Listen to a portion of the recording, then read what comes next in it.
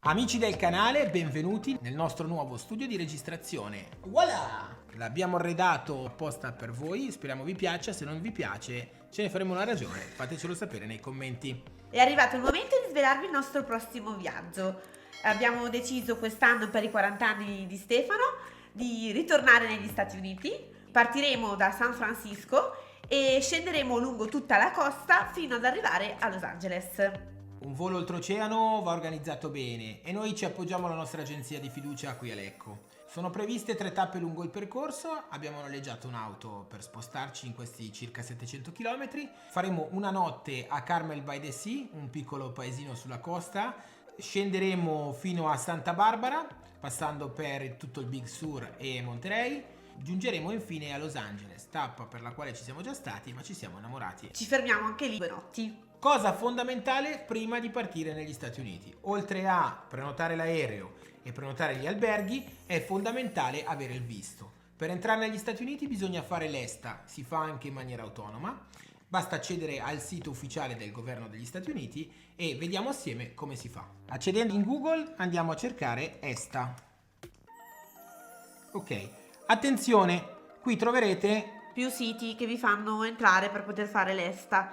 Vi consigliamo di stare attenti e di scegliere proprio quello ufficiale, ok. esatto. Quello ufficiale è questo, homelandsecurity.gov, ESTA Homeland Security. Vi lasciamo il link in descrizione per non sbagliare. A noi è entrato direttamente in lingua italiana, ma qualora entrasse in lingua inglese basterà andare in alto a destra, cliccare sulla bandierina e scegliere la lingua selezionata. Una volta entrati nella home diventa semplice, con passaporti alla mano, andare a creare una nuova richiesta.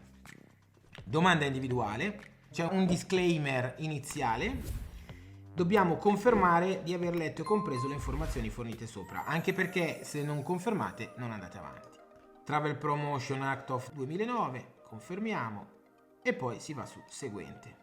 È necessario caricare una copia del passaporto per proseguire con la richiesta ESTA. Noi l'abbiamo già precaricata, quindi carica il tuo passaporto dalla galleria, partiamo dal mio.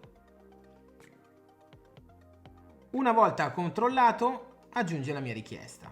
Qui andate a compilare con le informazioni che mancano. Vi verrà chiesto l'indirizzo di posta elettronica sul quale vi verrà poi mandata l'accettazione e il permesso d'ESTA. Qualora vi mancassero dei dati in questo momento, potrete sempre salvare ed uscire e poi riprendere successivamente la richiesta che avete fatto. Avete 7 giorni di tempo per completare la richiesta, altrimenti verrà eliminata e dovrete reinserirla da capo.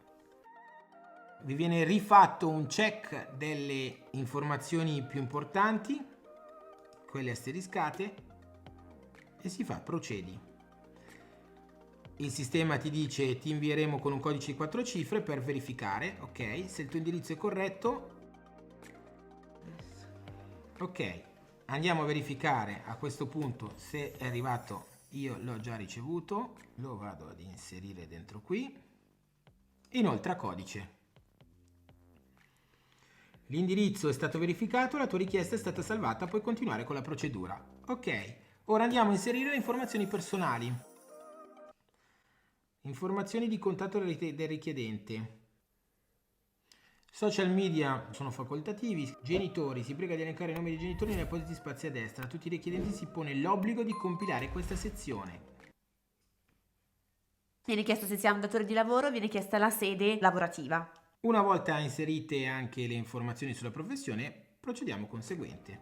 Inserire ora le informazioni relative al viaggio. Quindi vogliono capire dove vai, cosa fai e cosa farai e come contattarti al di fuori degli Stati Uniti. In questo caso le informazioni sulla persona di contatto, noi andremo a stare in un hotel e saranno quelle relative all'hotel. Lo dice anche l'aiuto passando col mouse sopra alla casella. Allora, è importante su questa cosa avere a disposizione l'indirizzo dell'hotel e il numero di telefono. È importante anche questo, noi facendo appunto un viaggio on the road, quindi non ci fermiamo solo in una località che è San Francisco, ma appunto, come abbiamo detto prima, scendiamo verso la costa.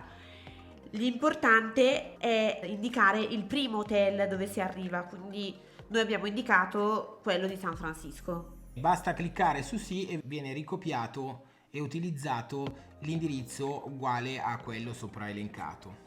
Ora andiamo nella sezione informazioni per i contatti di emergenza al di fuori degli Stati Uniti. Qui potete mettere un parente, potete mettere un amico. Sicuramente è fondamentale mettere qualcuno che parli in inglese, perché se verrà contattato probabilmente in lingua inglese. Ok, passato con questi indirizzi, siamo arrivati al terzultimo punto, domande relative all'idoneità. Si è recato o si trovava in Cuba, Iran, Iraq, Libia, Corea del Nord, Somalia, Sudan, Siria o Yemen a partire dall'1 marzo 2011? Noi siamo andati, sì, noi siamo andati a Cuba. Oh! Siamo andati nel 2017. Dove possiamo trovare informazioni sul Travel Act? Dal 2011 sì, paese Cuba, ragione principale viaggio turistico vacanza. Esatto. Ti chiedono dal 2011, però in realtà il problema principale è se siete stati a Cuba dopo il 2021. Questo perché gli Stati Uniti, quando poi è scoppiata la guerra, Cuba è legata alla Russia e per tale motivo trovano correlata al terrorismo. Se voi avete visitato Cuba dopo il marzo 2021 non avete diritto ad accedere tramite ESTA e quindi dovrete probabilmente rivolgervi al consolato. Io lo sto facendo per me, quindi andrò soltanto a dichiarare di aver letto che mi sono state lette dichiarazioni contenute su questo modulo, dichiarando ulteriormente di averne piena comprensione. Naturalmente nella rinuncia ai diritti c'è la rinuncia a riesame di un eventuale ricorso relativi alla decisione del Border Protection, quindi della dogana degli Stati Uniti sull'ammissibilità. Bisogna accettare per forza e si procede con il seguente. Ok, prendere visione della richiesta, vengono rifatti rivedere ancora per l'ultima volta tutte le domande che sono state inserite. Procedere al pagamento e completare la procedura di richiesta. Ok, tutti i campi contrassegnati devono essere compilati. Stato non pagato, visto costa $21. Prendiamo atto che se non dovesse andare a buon fine la richiesta verrà rigettata automaticamente. Procediamo ad effettuare il pagamento. Io utilizzo PayPal. Continua. Ok.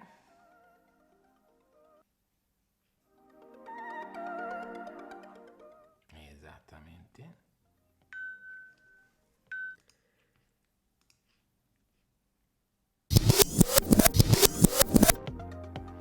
Ok, your payment has been submitted. Scusate il mio inglese, ma questo è quello che ho imparato, che ci possiamo fare. Ho sempre mangiato, come si vede dalla mia panciotta. Il pagamento sembrerebbe essere arrivato. Stanno attendendo l'autorizzazione. Authorization pending e vediamo un po'. se Stefano verrà messo negli Stati Uniti. Facciamo un bel download. Living guest application. Yes. Ok. Io ho finito. Una volta terminato si può verificare lo stato della domanda andando sempre dalla home page dello stesso sito dove è stata fatta la domanda e verificare lo stato della domanda individuale. E siccome Stefano non sta nella pelle, va a verificarla subito. Autorizzazione in corso. Allora, è molto importante fare l'ESTA perché senza questo documento non vi fanno neanche imbarcare sull'aereo.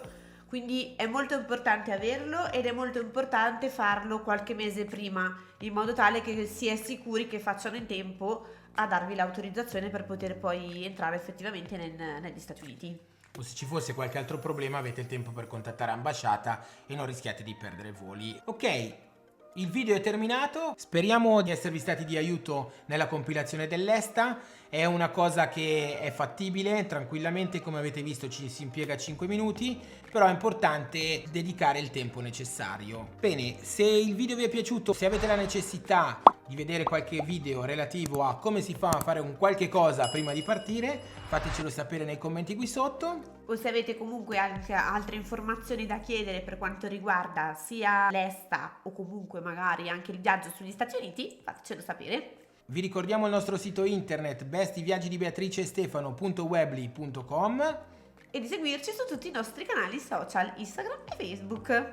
Sempre al nome Besti Viaggi di Beatrice e Stefano. Ciao!